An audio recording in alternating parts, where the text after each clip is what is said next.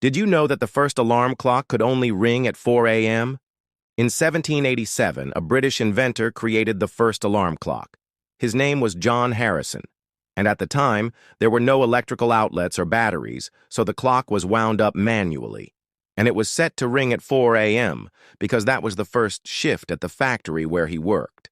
The problem was that the alarm was so loud that it would wake up everyone in the entire city. So they had to put mufflers on them to quiet them down. But that didn't really work.